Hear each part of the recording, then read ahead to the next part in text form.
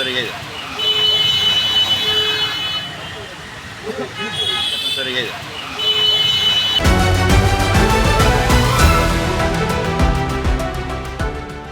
সত্যের সন্ধানে SV news 24 TV. অনেক সময় ডায়রিয়ায় আক্রান্ত রোগী আমরা বেশি পাই। এখানে আসলে পানির নিচের কম হওয়ার কারণে, পানির খুব কাছাকাছি মাটির নিচের লেভেলটা কম হওয়ার কারণে দেখা যায় যে চাপ কলগুলোতে পানি যখন আসে ওগুলো অনেক সময় দূষিত পানি থাকে। আর তাছাড়া পুকুরগুলোতে দেখা যায় মানুষজন যেই পুকুরে গোসল করে সেই পুকুর থেকেই পানি খাচ্ছে, যেই পুকুরে হয়তো পাশে ল্যাট্রিন বা ওখান থেকেই পরবর্তী পানি খাচ্ছে এবং পানি ফুটাচ্ছে না। এদের আসলে যে স্বাস্থ্য শিক্ষাটা, এখানে আমরা বিভিন্ন সময় হাসপাতালেও স্বাস্থ্য শিক্ষা দিয়ে থাকি, কিন্তু স্বাস্থ্য শিক্ষার ব্যাপারটা একটু অনেকের মধ্যে একটু কম আছে, এই সচেতনতাটা একটু কম আছে। তো সেক্ষেত্রে আমরা পরামর্শ দিই যে সবসময় অবশ্যই পানি আপনি ফুটিয়ে খাবেন।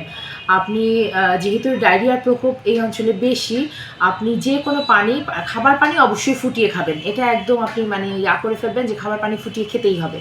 তারপর বিভিন্ন পানি বিশুদ্ধকরণ ট্যাবলেট পাওয়া যায়, ওটা ব্যবহার করতে পারেন।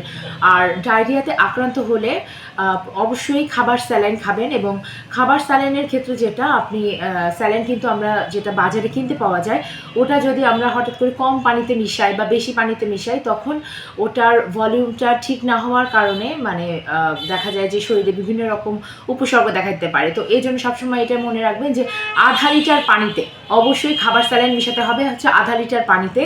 আর তাছাড়াও আমরা বাড়িতে স্যালাইন তৈরি করার বিভিন্ন পদ্ধতি আছে, গুড় দিয়ে বা চিনি দিয়ে এবং লবণ দিয়ে আমরা বাড়িতে খাবার স্যালাইন তৈরি করতে পারি। আমরা যদি বাড়িতে খাবার স্যালাইন তৈরি করে ডায়রিয়া হলে খাই এবং ডিহাইড্রেশনটা যদি না হয়, আসলে রোগী ডিহাইড্রেশনের পর্যায়ে রোগী যাতে না পৌঁছায় এই জিনিসটা খেয়াল রাখতে হবে।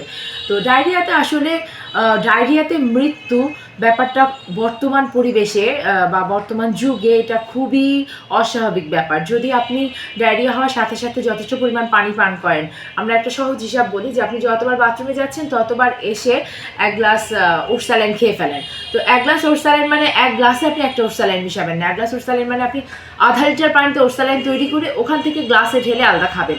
আর অবশ্যই আপনি যে পাত্রে খাবেন সেই পাত্রটা পরিষ্কার হতে হবে, হাত সাবান দিয়ে ধুতে হবে।